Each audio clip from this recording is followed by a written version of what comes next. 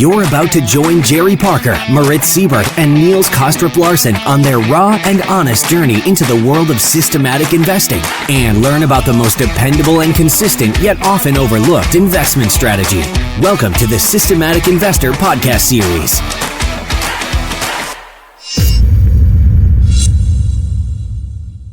Welcome to another edition of the Systematic Investor Series with Moritz Siebert and I, Niels Kostrup-Larsen, where each week we take the pulse of the global market through the lens of a rules-based investor. For long-term listeners, our conversations are intended to keep you focused and inspired to continue your trend-following journey. And if you are newer to the show, our hope is that today's episode will trigger your curiosity to check out the back catalog of all of the past episodes that you may have missed. Good afternoon to you, Moritz. How are you doing? Doing great. Sunny Easter Sunday, Niels. I hope you're doing fine too. Yeah, absolutely. I was just about to say that first things first, we wanted to wish everyone listening into our conversation today a very happy Easter. We hope you're safe and well, healthy, as we go through this unusual time with most of us, I imagine, in some kind of lockdown situation. What also seems to be locked down a little bit this week is our technical equipment. We had actually a guest on. We've been trying for half an hour to get his equipment to work so that we could actually hear him without too much static noise. That didn't work. So instead, Moritz and I are going to be talking today, probably in a little bit different format since we had not prepared for this particular event. So, but I'm sure it'll be fun, and I hope it will be interesting. In terms of a normal market wrap for the week, it obviously was a shortened holiday week. But I want to do something different again today, because rather than me talking about what happened in the markets, which we'll do anyways when we go to our kind of more specific portfolio insights, I want to just suggest a few things that you do while hopefully there is still a little bit of extra time since we're not commuting to work on a daily basis. But I wanted to mention 3 videos that I watched myself in the last 36 hours, and I hope that you will go and watch all 3 of them. We'll put the links, at least to 2 of them, in the show notes. So if you just go to the show notes for this episode on toptradersunplugged.com, then you will be able to see the links. The first interview I saw is actually on the TED Talk platform, but it is an interview, and it's with Ray Dalio. It's recorded a couple of days ago, and essentially Ray Dalio sets out what he thinks is coming for the world, for the markets,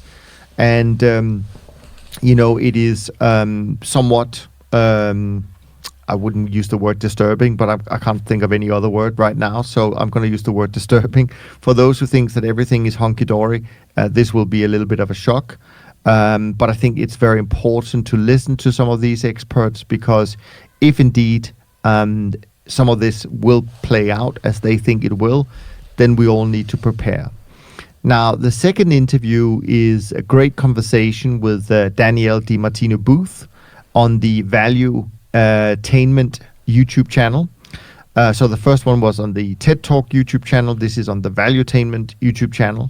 Also a conversation I think was recorded this week. And of course, the topic is the same, what's coming for the world, but it's also a really good history lesson as to how we got to where we are. Ray Dalio does the same, but with a different take. But actually, they do see some really similar outcomes from all of this. And the last kind of must-see video, unfortunately, is on a paid platform. It's the Real Vision platform. We talk about it a lot, but I do think you need to watch it. And it's Raoul Pal's, just him talking. And it's an episode also recorded very recently called The Unfolding, in which Raoul Pal sets out his playbook for what is likely to come. Now, if you don't know, he's been incredibly right in his calls the last 12 months. Timing is always difficult, but in terms of what actually turned out to happen, he's been incredibly right. And I personally, when I take off my trend following hat, I kind of personally agree with the way he sees what's to come. Now, for all of these three people, what's interesting about it is that they all see some really major events ahead of us, things that we have not experienced in our lifetime for most of us. And things that some of you will say, no, that is impossible, that can't happen. I think we've already seen the last month or so that things can happen even though they seem unlikely. So I think we need to all pay attention. Now, Moritz and I don't really have an opinion from an investment point of view because we let the data guide us. And that's obviously very important. That's why you come back every week to listen to what we say. And that hasn't changed. And that's not why I bring this up. But what I will say is that if these experts and the macro experts are right in what they see, I have no doubt, zero doubt, that trend following will do extremely well in the coming years. And that might actually fit into the fact that it's been a bit of a struggle for many trend following strategies in the past decade because central banks were very good at holding the economies at a very narrow band, plus 1%, plus 2% growth, no recessions, et cetera, et cetera. What they're seeing is not stable, let me put it that way. Anyways, that was a long, different market wrap, but I do encourage all of you to go and watch these three videos. Okay, if you don't have access to the Real Vision platform, maybe there's a $1 trial and you can go and watch it in that period. The other two videos are completely free on YouTube. And as I said, the show notes for this episode today will have those links. So just go to toptradersunplugged.com, find this episode, and go check that out. You'll be glad you did. I'm pretty sure of that. Now, Moritz, that was a long, weird intro. How are you doing? How is your portfolio doing? What's the week been like for you? Yeah. Short week. I'm doing fine. I watched Raoul's unfolding video, which I found very interesting. Quite a bearish view of the dollar first exploding and then imploding and kind of like eating its own tail. I have not yet watched the Ray Dalio TED Talk, but thanks for pointing it out. I'll do it in the next couple of days, I guess. Other than that, rough week trading wise for me. Lost a bit more than 4% this week. And month to date is now minus 1.6%. Year to date still positive, slightly more than 1% up. But unsurprisingly, I mean, all the losses came from short positions, short cotton, short emissions, short cattle, short silver, short some, real estate stocks, short nifty, equity indices, all of that. Caused major losses, and more short oil as well. Oil has been continues to move in a very violent way, up or down. There's now talk of a potential agreement between the OPEC or OPEC Plus and maybe the G20 energy ministers to agree on a reduction of output of 10 million barrels per day or even more, which has influenced the curves and the oil price quite a bit. So it's moving fast. We'll see. We'll see on Tuesday how that continues, I guess, and where the market's open. What has worked? I mean, gold has been coming back a bit stronger in the past couple of days. So from that's a long position trade in my portfolio, so that's good. And, yeah, that's about it. I mean, it's a short list this week. Yeah, it's really a short list. I had a look yesterday at my portfolio, and really of all the markets that I'm trading, most of them really lost money. I mean, there's only a handful that made a little bit of money. I mean, there's many that didn't lose much, but still the sign is negative, and then a couple, those that I've just mentioned, with more substantial losses. So it's been a week of give back pretty much every day. I remember, looking for the first time on Monday, and it's kind of like every day this week was a down day. Monday started bad, became poor on Tuesday. I think Wednesday was kind of flat, and then Thursday was bad again. So it is what it is. It's, welcome to the ride. This is what we do. It's minus 4% and then so what? We don't know what the next week will bring. So I don't want to sound too demotivated or depressed here. I mean, this is, stuff that happens in the normal modus operandi that we're in, and we'll just plug along. Yeah, I want to come back to that, I'm sure, because we have obviously a program today that you and I didn't plan for, so I'm sure we'll have some time to more freestyle this episode. Let me quickly, sort of just from our point of view, I want to start by maybe giving a little bit of context to the week, right? So we had a week where we saw this continuing massive expansion of the Fed and, of course, other central banks' balance sheet, right? So now, in terms of the Fed, it stands at 5.97 trillion. That's almost 400 billion higher than the week before. So in light of that, you could say it's no surprise that the S&P had its best week since 1974, up 12.5% or so. But then the contrast to that is, during the same week, we saw an explosion in terms of unemployment, right? So it's a really, really strange world, and how the financial markets are, moving around. I wouldn't even say reacting, because, I think they're just moving around, and it's kind of a little bit out of sync with what goes on in the real economy to some extent.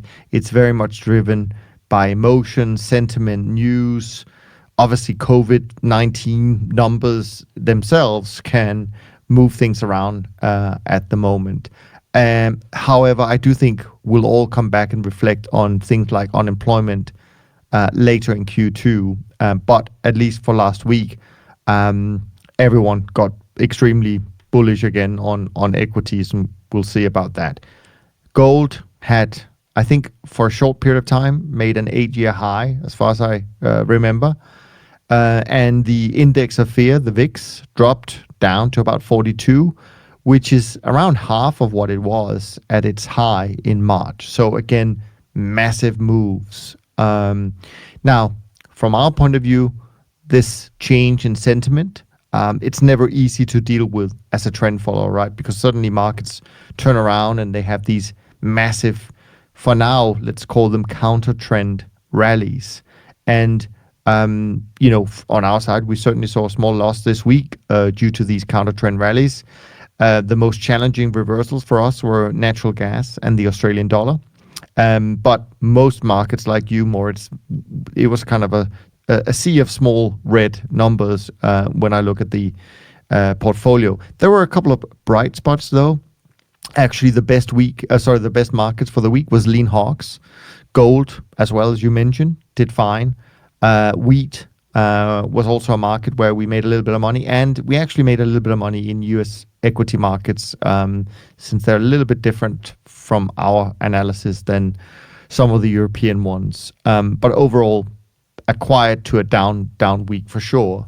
But I wanted to bring something up since we are freestyling today, and that is that if we go back and we think about some of the narrative that these 3 videos that I mentioned, and of course you've seen one of them, as you rightly say, it's a very bleak, it's a very bearish outlook for the next few years. But what is also pointed out, certainly in Raoul's video, is that during bear markets, you may actually see more days where the markets are trading up, which is completely counterintuitive to how you think a bear market should be. And so we will have, even if they're right, and the markets drop substantially, I don't mean 5 or 10%. I mean, these people are looking at substantial drops in equity markets and in other markets as well. But so even if they're right, we will see very steep, both quick, but can also be of long duration, and can be, in terms of magnitude, quite significant counter trend rallies, right? So right now, I think we're moving up to the 50% retracement level for the current move down. But you could go to 0.87 for that matter, and it still could fit into some kind of big bear market. So I think you pointed it out pretty well, Moritz, by saying that, this is, I can't remember the words you said, but it's not easy, but it is part of how markets react and how they work. So the question will be for any investor, whether you're discretionary or in our case systematic, and that is, will you be able to hold on through something like this? If they're right, of course, we don't know. But let's just, for argument's sake, let's assume that they're right, that we're going to have a much tougher economic period ahead of us. That seems reasonable, I would say, given what's happening.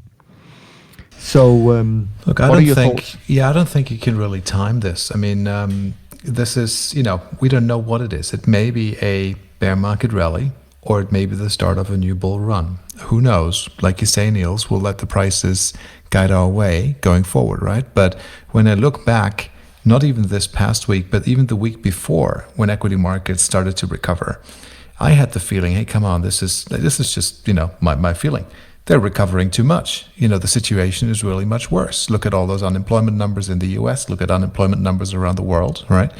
And consider the long-term effects of the economy really being, the economies globally, most of them being in a shutdown, and some countries have not yet been fully affected by the virus. For instance, Africa, for instance, Brazil or Argentina. And maybe, the worst is still to come for countries such as the United States. And are we really therefore thinking that a V-shaped type of, let's dip it and then we're back to normal is a real possibility? Or is it more, hey, there's going to be longer term effects there because people will have less money? I guess the average person is going to be a bit poorer once this is all over than they used to be before. And this has ramifications for consumption and, purchasing of new things and, your spirit and psychology and confidence and all of that.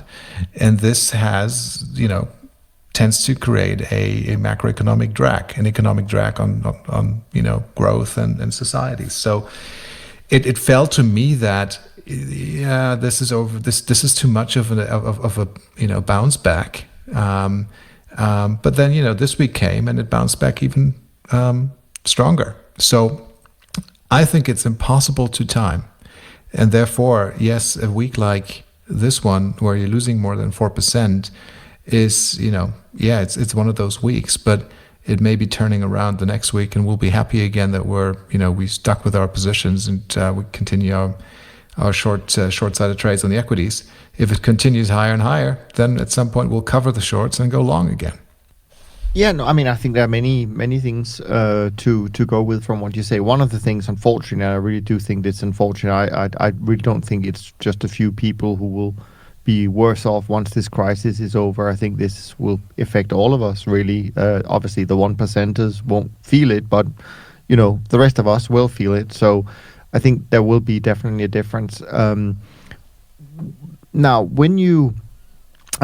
first of all, plus minus 4% anyways in our industry, the way we trade, completely fine. It's just completely normal, and it doesn't really matter what the underlying cause is. So that is not different. And also, I think when you look at the markets right now, if you look at the equity markets, and you mentioned this thing about, with all the bad news out there, the markets shouldn't really bounce that much, but this is exactly how markets usually trick us. And from what I remember from the video, I think it was Raoul Pal's video, where they overlay the current equity down move with what happened in 1929, I think it was.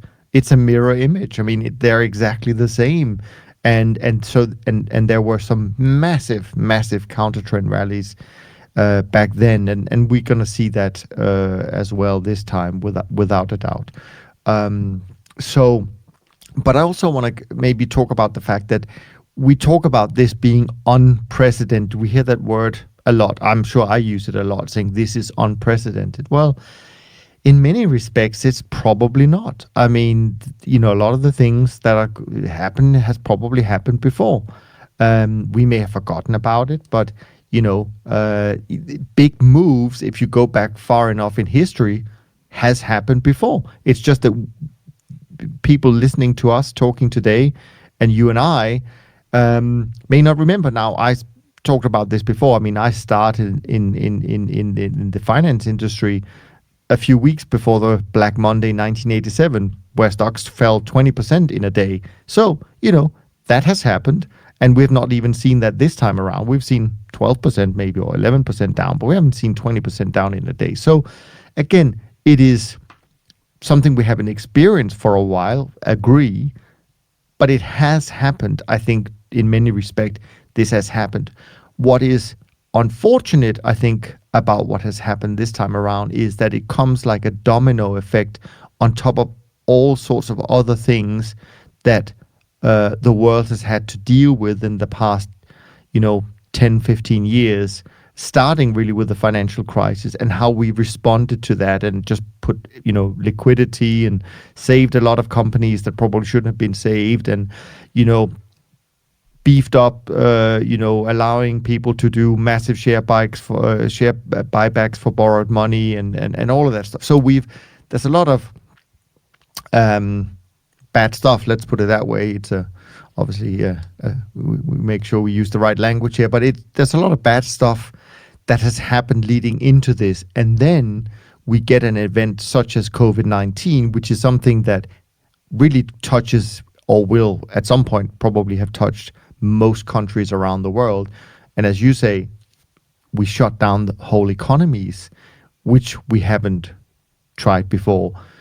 So yeah, there's going to be a massive impact. How markets will react and how it's going to play out in the markets, we don't know, and we'll be guided. But one thing that I heard Chris Cole talk about on a recent podcast, and that is people underestimate how elevated volatility can be once you have a big event. Volatility, which we in the past few years have seen down in the single digits at some point, but certainly down in the teens for quite a while. Volatility can easily stay at 35 or more for years. We've seen that before. We just haven't seen it recently. And I think that is what people might underestimate this time around. And I also think that's why I'm very optimistic about the opportunities that strategies such as trend following, which relies on one thing, which is change, will have very good conditions. Agree. Look, volatility has a couple of properties. One of them is it's mean reverting. Another one it's clustering, and it may be clustering at a higher level regime. I think this is what Chris Cole is saying, for a longer period of what we got used to, and we may be in a period like that right now.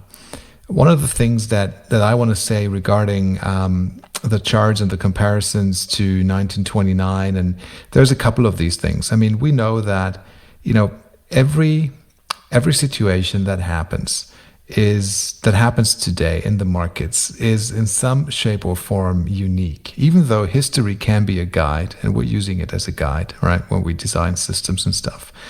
History repeats, but it rhymes, but it never really exactly repeats in the same way, right? So when we look at those charts and we overlay the S&P 500 or the Dow, in that case, to the 1929 chart, and it looks so nicely similar, fine. But I wouldn't really overinterpret that in any greater way and say only because it has followed the same path until now, it's definitely going to be following the same path tomorrow and the weeks and the month thereafter.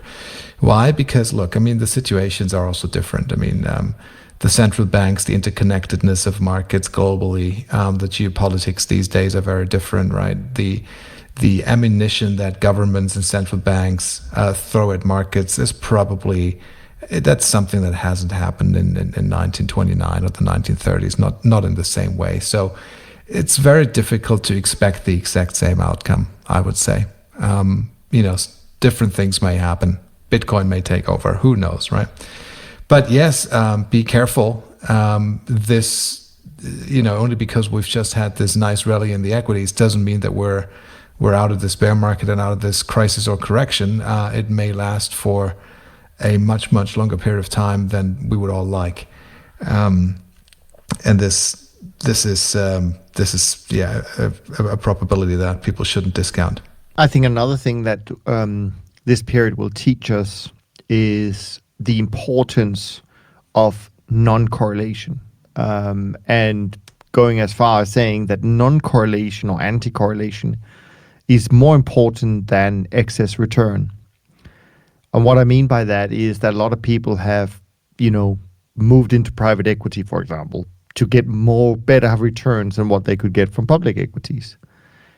But they're incredibly highly correlated. At least if you mark to market your private equity stuff, you would find that it's very highly correlated. And sometimes a strategy that may not actually produce exactly this as high returns as that alternative might overall be better for your portfolio, because it would ideally, if it's non-correlated, produce returns when you most need them, and therefore your total return stream doesn't go into these major drawdowns as we've seen. So I think that's another interesting point to take from the current period once the dust settles. Hopefully that's some of the conversations we can all have. Of course, in our view, we would say, well, you can actually get both with trend following, because you can get good absolute returns, but you also get that benefit of non-correlation over time, and that is truly important. So we'll see how it all plays out. Yes, we will see. Deflationary, depression, inflation, or nothing at all. Who knows? It's impossible, really. We can all, like Raoul, and he's excellent at that, form our probabilities. And I think it's important to think about, the probability spectrum of what can happen. I also think it's important not to overemphasize only the negative aspects of that. Yes, we may be at a very extreme point in time, right? But in the long run, staying an optimist, the optimists have won, right? Normally, we tend to come out of these things in a better shape eventually, right? So I don't want to just paint it black and say it's at some point we're going to be hitting the wall and we'll reach the end. So, but yeah, it's I'd say stay liquid, which is things that we're doing. Stay liquid and be careful with the exposures you have to counterparties and what type of assets you trade. Yeah.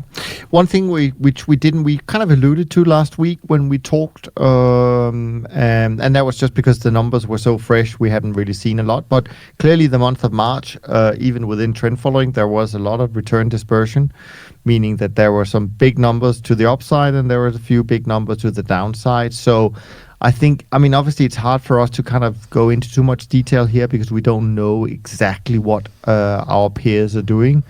But what we can say is that seemingly similar trend following strategies produced quite different returns in the month of March. And I think that for those of you who are not designing your own systems, are actually investing with external managers, which probably is a large chunk of you listening to us today.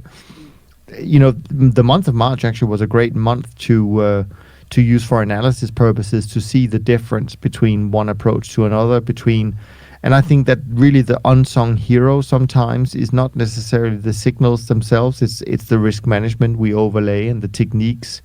So I think that's another interesting aspect that will come out of this period as well. We've got a few questions, Moritz, that we can certainly tackle, although some of them was actually also very relevant for our guest, who will remain secret until we bring him on, hopefully soon. Mm-hmm. Did you pick up any interesting articles in the wake of what's going on, or some? There's always great tweets that we follow, but of course, as you mentioned, we hadn't really imagined we were going to do this today. So, but did you kind of remember anything? Yeah. So, like you say, our preparation for today's chat was a bit different.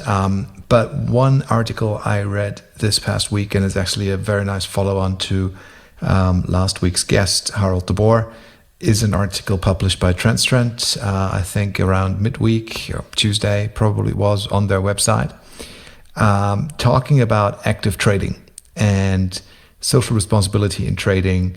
And this is probably a quick read, 10 minutes or so, 4 to 5 pages. And it goes to show, how important it is that, there's an active participation in price discovery, providing liquidity to the markets, as opposed to just absorbing and taking liquidity from the markets by being passive and, price insensitive, with a kind of, just an allocation that rolls.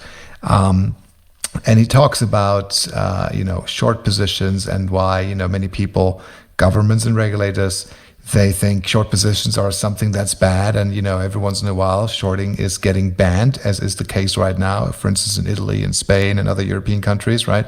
The market's correct and they immediately ban short selling, which may be the absolute wrong thing to do. Short selling is not the root cause of a falling market, but it seems to be, and I really believe that, it's a necessary feature of well-working markets to allow shorting. And so I think this is a good read. It's not it's not overly complex, doesn't have any mathematical formulas, but very well written, good insight into trading and how markets work and how prices are discovered and how they are established. So if you have 10 minutes to spare, you can find that article on the Transtrend website, and I highly recommend reading it. Yeah, they produce some great papers, so I'm sure it's going to be worth everyone's time to look that up. What else did you notice from this week in terms of I know it was a maybe a little bit a quieter week because of the Easter holiday, but were there anything else that you picked up in terms of news or tweets? So most of the tweets I picked up and the ones that attracted my attention, they were around the oil market, really, to come back onto that. It's sure. Oil has been trading, so WTI has been trading below 20, the front month contract, and I think we moved up to the 28 or 29 bucks range, something like that.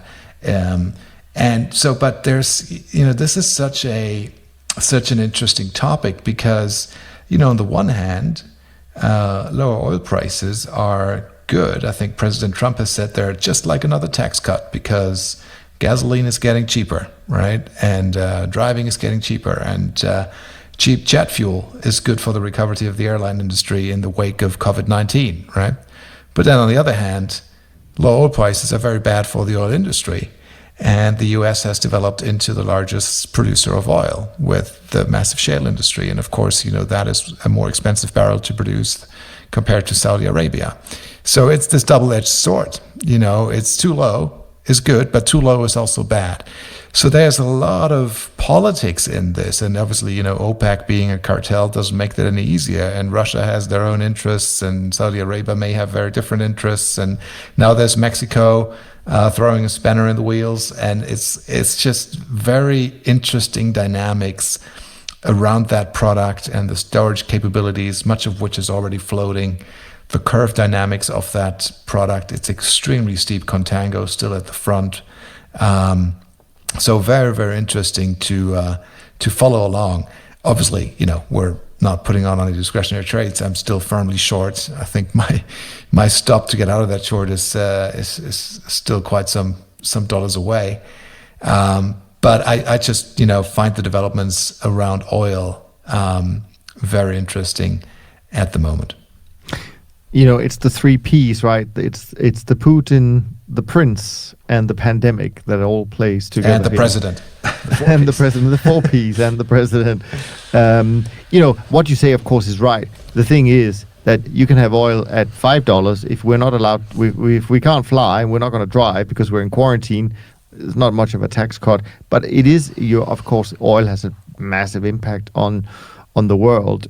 So it is important. And I don't know, but I have a feeling that rolls are coming up in oil. And of course, as some people might think that oil is $20, forever. It's not. I mean, it's $20 in the current front month contract, but it's pretty steep in terms of correct. So how does that all play in, do you think, and how will that play into your to your model? That is a great point. So let's connect all of those observations back to the way we trade.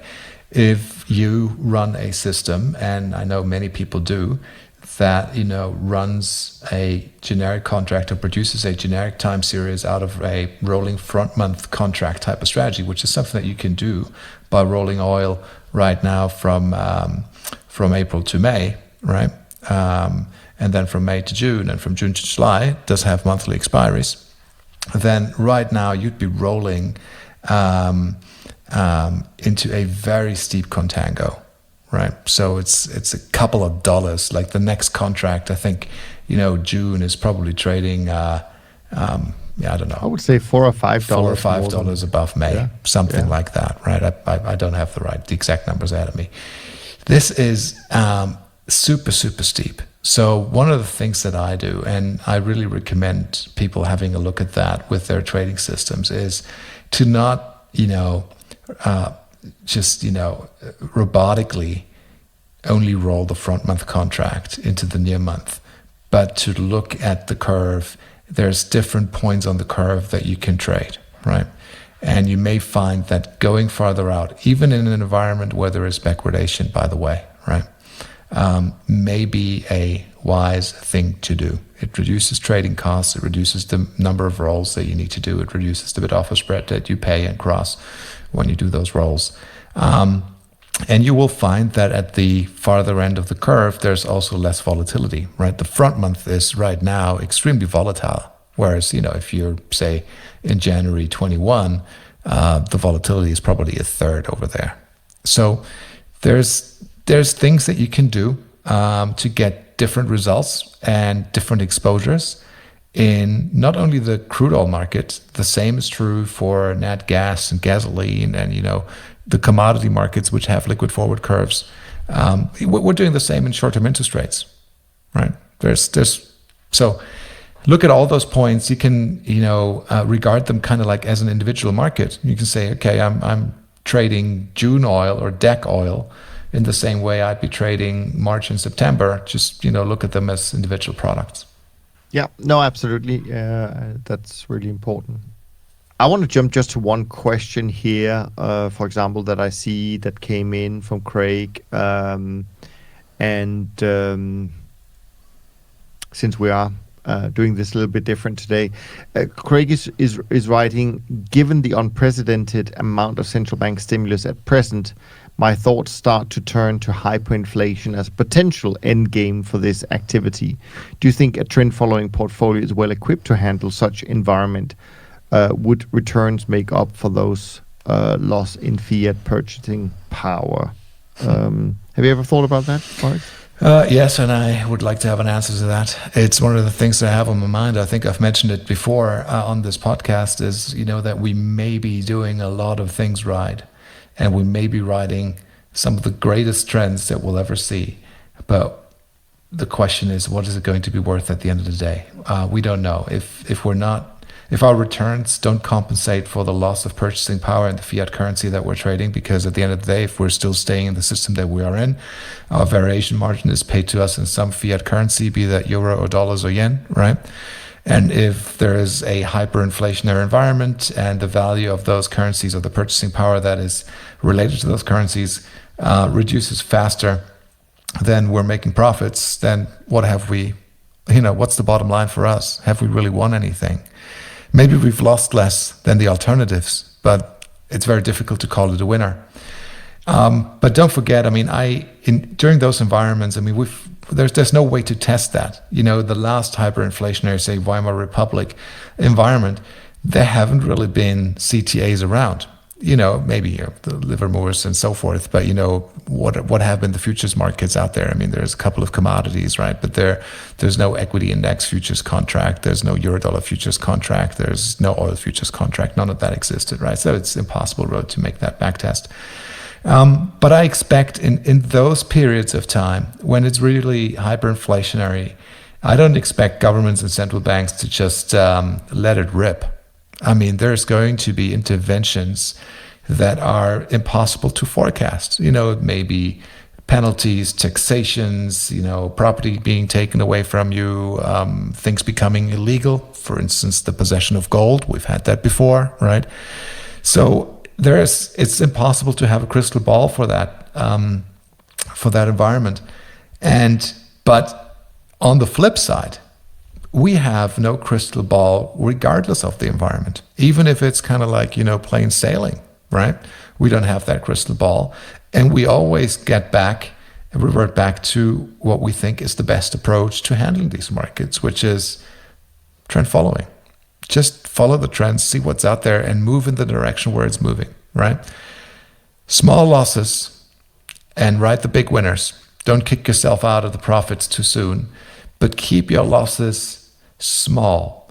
Don't worry about them. Do the next 1,000 or the next 3,000 trades. It's only one small loss. This seems to be, to me, the recipe that is, that just works, right? It's the most, it's from a risk point of view, from a return point of view, from a stability, peace of mind point of view. Have yourself guided by those systems. Accept the fact that you're having many, many small losses, and so what? And stay along for the eventual big ride on a big winning trade. I think also to add to that, I think there's a couple of other things. I mean, of course, you're right about where to store the money that you may have or that you may make from your investment strategy. That's going to be a problem not just for trend following. It's going to be a problem for everyone. So obviously that's something that managers will need to figure out. I remember that there has in the past been some funds where there's actually they got denominated in gold. The CTA funds actually that was denominated in gold, where everything was somehow related back to gold. So I mean there are different ways. I'm sure it's a creative industry. So I think that there's going to be things that we can do on that side if it came to that. Obviously, we're some ways away from that.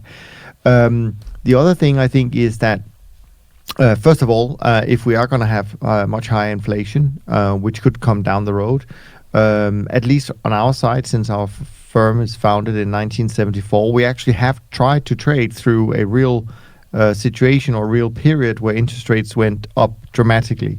And that was actually a pretty good period in terms of returns. Not suggesting that past performance is any guide to future performance, but from experience, it's something we've tried, something we've done. Not many people can say that. And thirdly, I think that if you can separate the things about keeping your main assets safe, I think I would much rather be exposed to a strategy like trend following, where after all we have many things to trade, such as commodities, and if we are going to have hyperinflation, those commodity prices are going to go through the roof. Compared to just being stuck in one asset. I mean, of course, the worst one could be bonds, because if inflation goes up, interest rates will go up, and you could really get hurt if you can only be long bonds. But other things could also, all other traditional assets could be having a rough time as well. So again, trend following has many opportunity sets, and so you're right. I mean, I would also feel very comfortable. And one of the things I'd like to add to that is, it's probably very important. I don't want to say probably. I think it's going to be very important in a period like that to be system guided and have a plan and have a couple of rules that you can stick to and refer to. Because, if this really happens, if there is hyperinflation, if there is government interventions, whatever the case may be, if, you're going to, every one of us, myself included, you Niels, we all, it doesn't matter whether you're trading systematic or not, but you will be following these events, you will be reading about them on the web, in the newspapers and so forth, right? So it will affect you. And there's, if you're concerned about your wealth, your family's well-being, the outlook for your kids, whatever it is, right? This is a very emotional environment that tends to lead to bad trading. So I think we'll have a leg up with the way that we trade, with our systems, if we can stick to them, which I hope we can during those periods, right? And just follow along. This will be a massive advantage because, look, I mean, what I think is a difference really between us and, say, the discretionary traders. If you have this discretionary trade, you don't want to be a loser. You make a decision to buy or sell something because you expect that to be a winning trade, because you've made that decision, and your decision obviously is a good one, right? So you're kind of like you have a problem from the get-go to have that trade that you're doing turn into a losing trade, because it kind of like proves you wrong. Whereas what we do we're looking at our statistics. I completely expect to be proven wrong. Proven wrong that's part of the business. We're professional losers all the time, and it doesn't really hurt me in any way anymore. I expect 60% of those trades to be losing trades. So it is kind of like this induces a form of stability in trading, and it's one of those massive benefits of system trading that you just accept that and get on with it. And I think this is where a lot of the edge is.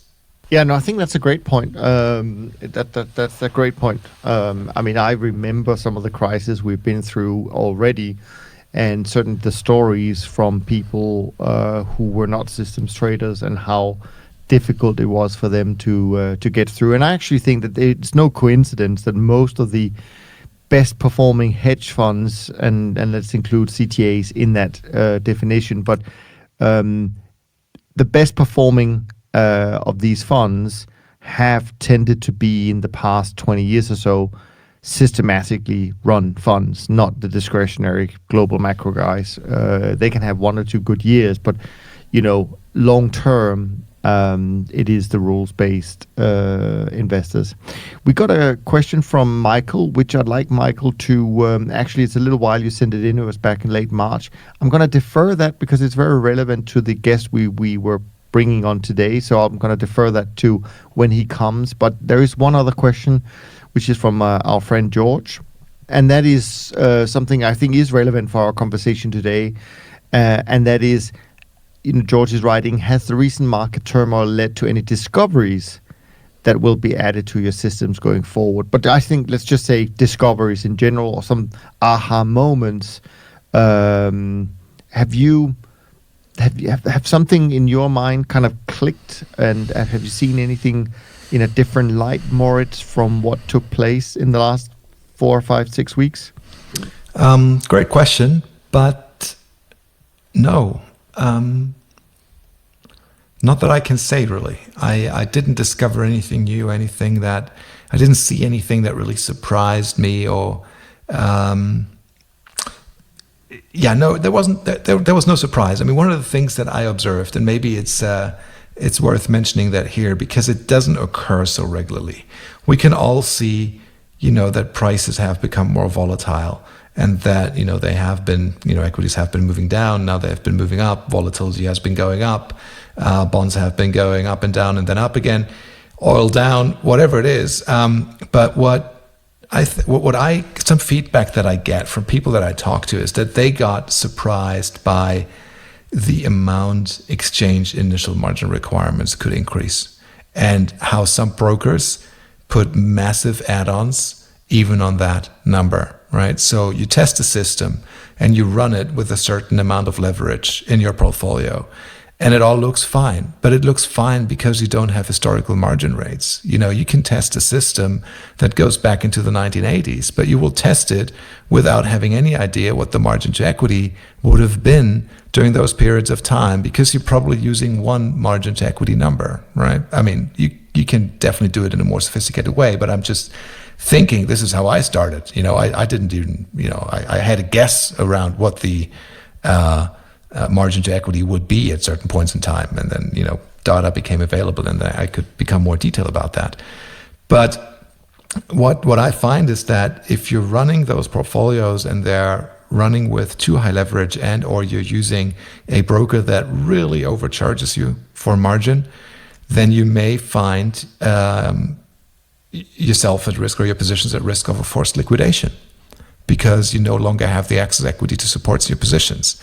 And this is one of those things, I mean, it didn't surprise me, like I say, but because it doesn't happen so often, like once a decade, there is this kind of like thing where margins really increase. It's worth pointing out, I think, because it should also play a role when you design your system and you backtest it and you think about the amount of risk that you want to run with your system. Yeah, I think that's a great point. For me, I think there are actually a few things that, not necessarily I would say new discoveries, but certainly very, very good reminders to be reminded of, to and the importance of what it means during a crisis period. The first thing I think of is just liquidity in the markets, right? I think that we've seen, even in the most liquid markets, that liquidity from time to time during the last 4 or 5 weeks became a little bit of an issue. In some markets, it became a big issue. Not necessarily futures. I think, again, it was a nice reminder that futures markets are super liquid. And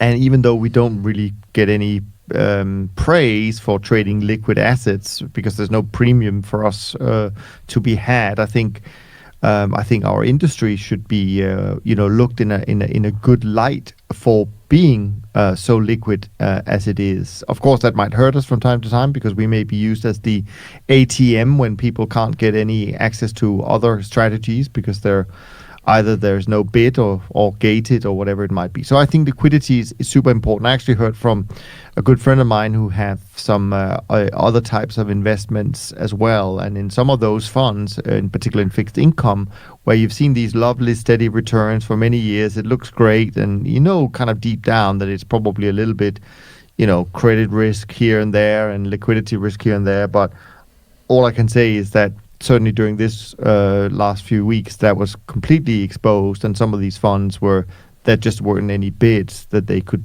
trade at in some of those fixed income products. So liquidity is super important. Another thing that maybe surprised me a little bit was the fact, I'm not surprised, but it pointed out to me also that when it comes to liquidity, some strategies that are incredibly reliant on liquidity, for example, short-term strategies, that they have become maybe a little bit too big in some markets for being able to do what they want. So I think we've seen a little bit of that, and so that part of our industry, I think we need to be really careful about size. We've talked about this many times. It goes for trend follows as well. We shouldn't be too big for the markets we trade. And I think we got a little bit of a reminder of that, once again. And finally, I would just say risk management is, the importance of risk management, of a really robust approach to risk management, I think is very important. Certainly, the way we look at risk, and which is more of a holistic view rather than single trades or single markets in isolation. We really look at it on a holistic view for the portfolio, and I think for us that was a nice real-time stress test to see how the portfolio reacted, how the risk limits was activated, so to speak, and how quickly they were able to bring down the exposure on a portfolio level, but also on individual markets, because as soon as you start reducing your exposure in certain markets, it actually has an impact on other markets, the way we see it at least, because of the correlation benefit you may lose. So it has more of implications than that. So I think for me, those were things that kind of stood out from the last few weeks, not necessarily to that we're going to change what we do. I don't think we are. I think it worked out as we had expected, designed it to do. But I think these are really important topics as well, on top of what you said, Moritz. Yes. All right, Moritz, I think let's slowly start to wrap this up. We'll keep it as a short Easter episode, and then we'll come back strong next week. Let me quickly look at the performance so far, and as of Thursday night for the industry. Now, Friday was closed in most countries, so I'd safe to say that this is probably where the week closed, more or less. The Beta 50 index is down 0.23% for the month of April, and down 2.49% for the year. The SocGen CT index is down 1.63% for the month, but still up 1.16% for the year. The SocGen trend index is down about 90 basis points for the month and up 1.37% for the year. And the SocGen short-term traders index is down a fraction for the month and still up 3.85% for the year. And then finally, the Bridge Alternatives index down about 1% so far this month and still up 2.25% for the year. So, yeah, kind of a quiet, I would say, start to the second quarter so far. Anything else, Moritz, that you want to bring up as we wrap up for today? Two happies. Happy Easter and happy trading. Happy trading next week and all the best. Best of luck.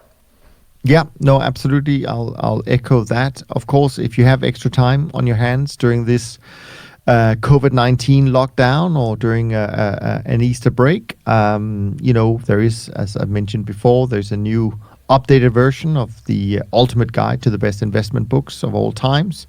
And you can get that on the website, toptradersunplugged.com. So that might give you some inspiration for your own investment portfolio. And of course, we would certainly like, if you have time, leave a rating and review on iTunes. That always helps. But on that note, we're going to wrap it up and say thanks so much for listening in. Thank you for sending us your questions. Keep sending them at info@toptradersunplugged.com, and we'll do our best to answer them. And in the meantime, stay safe, stay healthy, and we look forward to being back with you next week. Thanks for listening to the Systematic Investor podcast series. If you enjoy this series, go on over to iTunes and leave an honest rating and review. And be sure to listen to all the other episodes from Top Traders Unplugged. If you have questions about systematic investing, send us an email with the word question in the subject line to info@toptradersunplugged.com, and we'll try to get it on the show. And remember, all the discussion that we have about investment performance is about the past, and past performance does not guarantee or even infer anything about future performance. Also understand that there's a significant risk of financial loss with all investment strategies, and you need to request and understand the specific risks from the investment manager about their products before you make investment decisions. Thanks for spending some of your valuable time with us, and we'll see you on the next episode of The Systematic Investor.